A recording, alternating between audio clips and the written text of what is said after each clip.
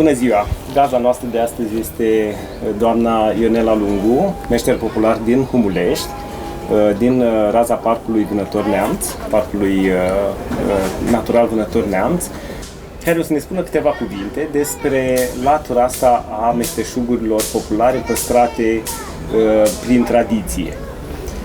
Bună ziua! Bine v-am găsit! Bine ați venit!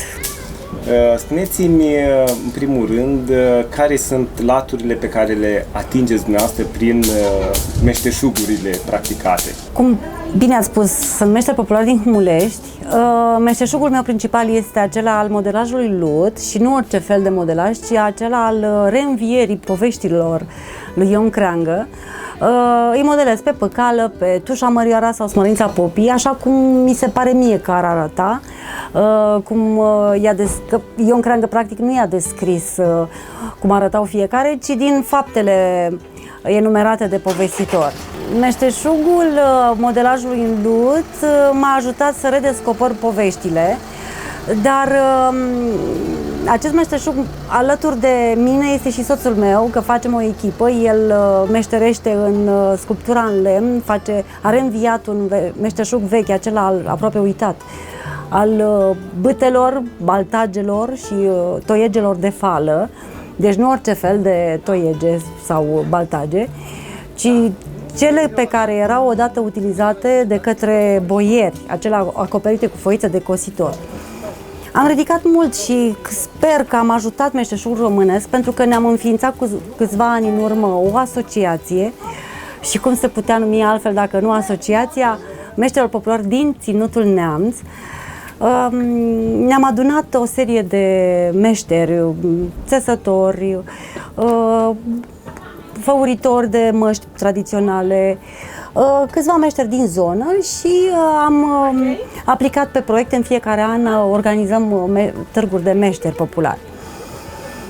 Meșteritul vine în ajutorul acestei zone pline de tradiții, pline de obiective turistice și de multe ori spun că pe lângă aceste obiective minunate pe care le avem și loc binecuvântat, Cetatea Neamț, Ținutul Neamț, Vânător Neamț, cu tot ce înseamnă mănăstirile din zonă și ansamblul monahal,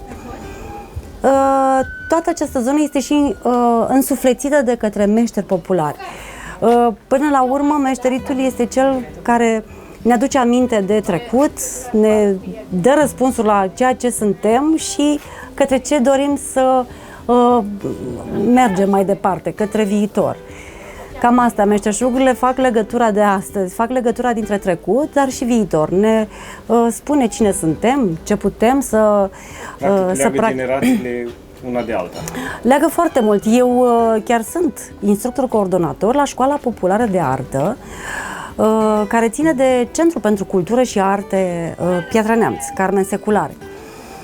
Am fost cooptată în acest mare proiect de a duce mai departe meșteșugurile și chiar am o clasă externă la Târgu Neamț. Eu merg în fiecare zi în timpul școlii, dar am proiecte și pe timp de vacanță.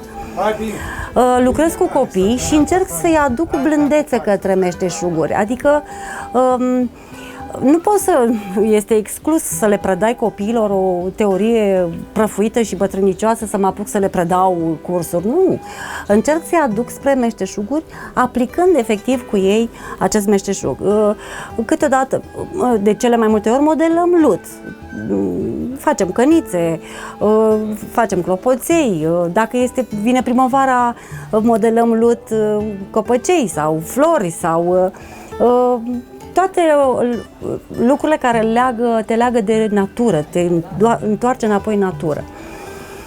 Dar pe lângă asta ne putem inspira după desene de pe bundițe sau după covorașe, lucrăm pe gherghef. Încerc să-i duc pe mai multe domenii, dar tot așa să-i aduc spre meșteșuguri, le arăt un buhai. Am constatat că sunt copii care nu, chiar dacă sunt Târgu Neamț, până la urmă nu e mijlocul Parisului, dar am constatat că poate nu mai au bunici la țară, nu mai știu cum arată un cuptor, de exemplu, sau o fântână. Și atunci încerc să-i apropii și către meșteșuguri, dar și către acea zonă de demult uitată, aceea de respect față de muncă. Sună foarte, într-un fel, poate pretențios, munca, Nu, este un cuvânt foarte important. Muncă, respect, niște cuvinte așa cheie, care până la urmă ne umanizează într-o tehnologie pe care nu trebuie să o negăm și nu trebuie să o uităm, că ne ajută tehnologia. Pe de altă parte, este un timp liber, folosit cu inteligență și adică să înțelegem ceva din timpul petrecut alături de învățând un meșteșug. Am văzut în mica dumneavoastră expoziție de aici, se regăsesc foarte multe elemente legate de pădure, ținând cont că trăim într-o zonă bogată în păduri, apropo de lemn, legate de glie, apropo de lut, motivele populare de pe costumele naționale, toate arată de fapt legătura omului, nu? Cu tot ce înseamnă mediul înconjurător. Exact. Și plecând de la tradiții, dar și plecând de la viața de zi cu zi. Întrebarea pe care vă adresez, sunt tineri care se orientează spre această latură a meșteșugurilor populare? Din totdeauna a existat o unitate între om și natură, pentru că omul primordial ieșea din peșteră, să o spunem, sau unde trăia el, sau ieșea din colibă, sau ieșea în funcție de evul la care ne referim, și vedea soarele. Omul care era creativ încerca să-l sculpteze pe o lingură, sau vedea peștele, sau vedea șarpele. Toate aceste elemente se regăsesc pe porți, se regăsesc chiar și în ziua de astăzi. Deci este o unitate și o armonie între om și natură. Spuneați că se apropiem și către pădure. Știți ce? Cred că educația, de care ne plângem acum că poate este o lipsa ei, educația poate să înceapă și de la a învăța copilul să-și arunce gunoiul în spații amenajate pentru gunoi, dar să-și aibă grijă de un animal care trece prin pădure. Deci astea sunt primii pași care ne fac să ne apropiem de pădure. Grija față de natură, prin nu a arunca gunoaie, de a consuma mai puțin ambalaj și tot ce înseamnă PET, dar și grija față de un animal de pe stradă, grija de a fi aproape de semenii tăi, și de animal, dar și de oamenii vecini, să ne fim într-o armonie cu vecinii. Așa că, dacă dumneavoastră, ca silvicultori de aici putem porni.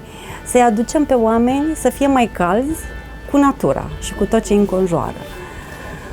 Spuneți-mi legat de latura tradițională a agriculturii și a zootehniei din zonă.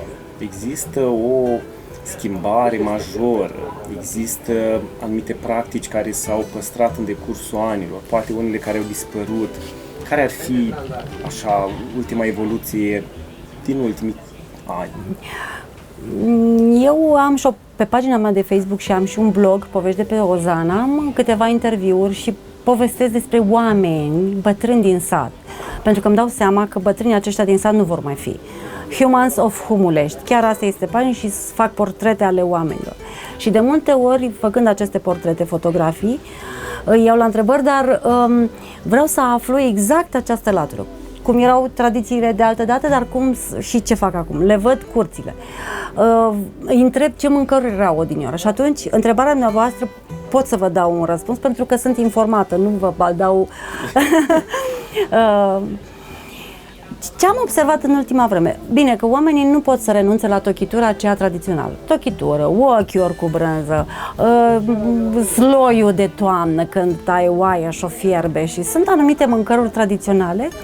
Ce am mai observat? Cei mai tineri încearcă, mai ales cei care au fost în străinătate și vin încoace, încearcă cumva să adapteze rețetele noastre străvechi la o cerere nouă și oricum trebuie să fii, chiar și în acest domeniu, trebuie să vii cu ceva nou, ca peste tot. Și atunci am văzut că a reapărut porcul mangaliță, care are o dulceață, care are și am înțeles că și grăsimile sunt mai ușor, nu creează acel colesterol. Și mangalița, știu că era o vorbă din străună, că aleu, și-a făcut părul și ți-ai făcut părul mangaliță în cap? Că chiar întrebam ce însemna, adică părul ăla, crezi. Mangalița e acel porc care are părul mai stufos, dar are o carne dulce, se crește mai greu, în condiții mai cu atenție, dar se pare până la urmă că merită, pentru că e o carne bună și deja consumatorul a devenit mai selectiv în gusturi, în mâncăruri. Apoi mai sunt pui. Eu mă mai duc și lunea în obor, când e zi de obor, și iarăși vorbesc cu oamenii. Cei drept, în ultima vreme și în ultimii ani nu mai sunt porci la vânzare. Poate că e bine, poate că e rău, nu înțeleg, nu știu și nu mă bag. Probabil că așa trebuie, nu mai sunt porci la vânzare în obor, dar probabil că există totuși o rețea sau oamenii caută să mănânce porcul de casă, pentru că sigur are un alt gust porcul de casă față de porcul crescut rapid, industrial. În rest, după aceea mai sunt crescătorii de prătelițe. Și iarăși, chiar sunt câțiva care cresc și fac eforturi să crească prepelițe, pentru că ouăle sunt foarte bune în anumite. Adică, până la urmă, să știți că tot cererea determină piața.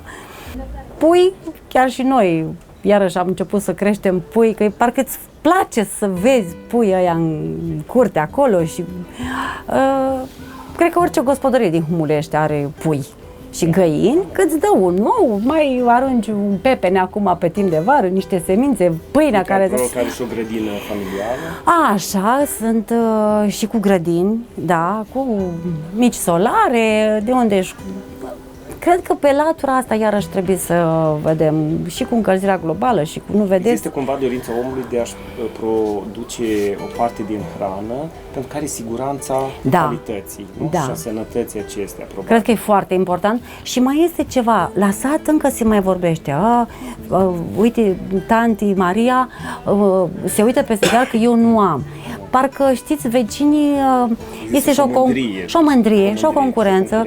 Uite că mi-am pus și eu ceapă, uite că mi-am pus și eu. Și pentru că se poate, adică la oraș nu s-ar putea treaba asta și e normal că nu se poate, dar noi la sat, de ce să nu ne punem niște pătrunjel sau o ceapă verde acolo sau aia ta?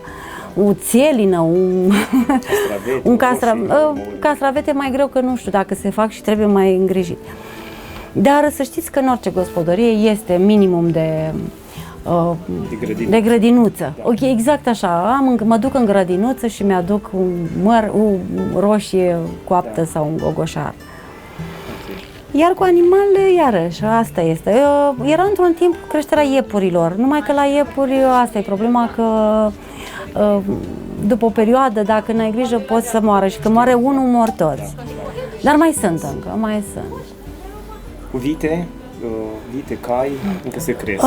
Vite, cai, iarăși am mai văzut, da, chiar îi mai văd seara că vine cu vaca de pe imaș sau este dusă oi, dar oile în stâni aparte și e bine că este așa, pentru că mai vin iarăși turiști de pe la București, vrem să mâncăm o brânză, unde este o stână? Și sunt, slavă Domnului, adică chiar și spre Vânători, spre Cărbuna este a seminarului și am și mers acolo și am cumpărat o brânză foarte bună, un caș bun, urdă, Zara, deci încă se păstrează. Încă se păstrează. Slavă Domnului, încă se păstrează.